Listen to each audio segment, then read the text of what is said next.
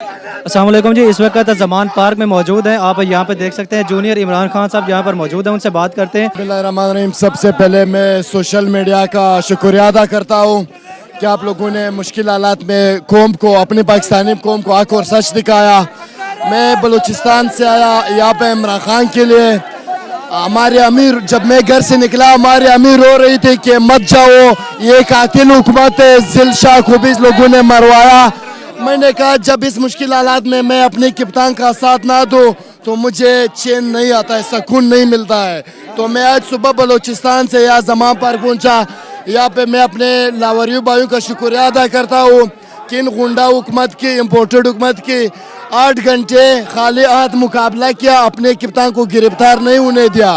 क्यों? मैं अपनी कौम से ये बताना चाहता हूँ अपने कौम को कि ये इमरान खान का जंग नहीं है, ये 22 करोड़ पाकिस्तानी आवाम का जंग है।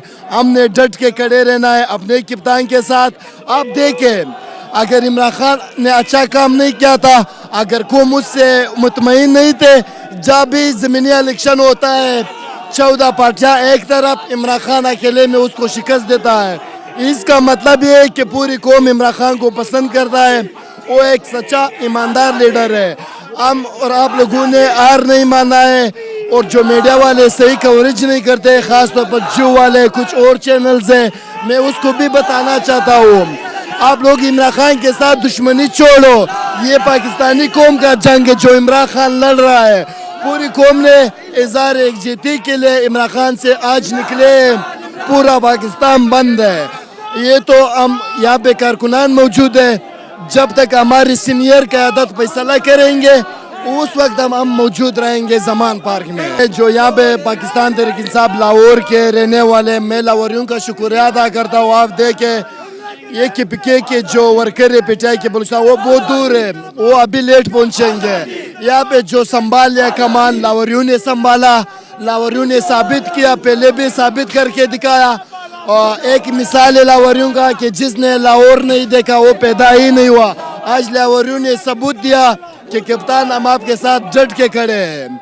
आप देखें, जब हमारी कोई लीडरशिप कोई बात करता है, कुछ हफ्ते पहले फवाद चौधरी ने इलेक्शन कमीशन को मुंशी का, तो इन्हें अदालत का वो नोटिस शुरू हुआ।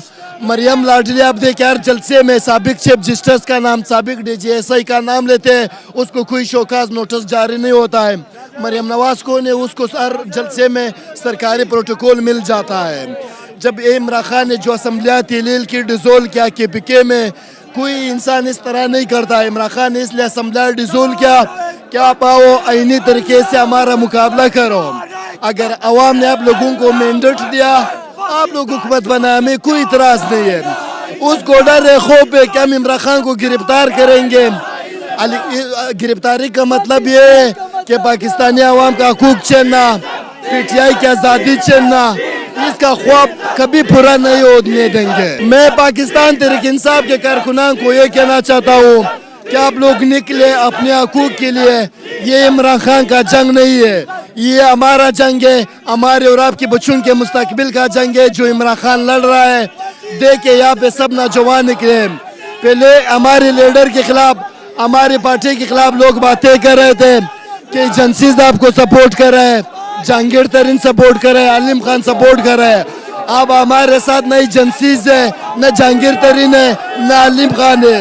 यहाँ पे जो खड़े पाकिस्तान के नौजवान खड़े, हमारे नजरियाती वर्कर हमारे साथ डट के खड़े हैं। आज जो मीडिया ने देखा ये कश्मीर नहीं था। आज जब मीडिया पे चल रहा था, लाहौर में दिखा रहा था, ये पाकिस्तान था, लाहौर का शहर था। यहाँ पे शेलिंग बरसाए, फायरिंग के डंडे बरसाए। हम इसकी भरपूर अल्फाज में मजम्मत करते हैं। पूरी कौम के नौजवान खवातीन तैयार रहे, जब भी कप्तान कॉल दे आप लोग बाहर निकले।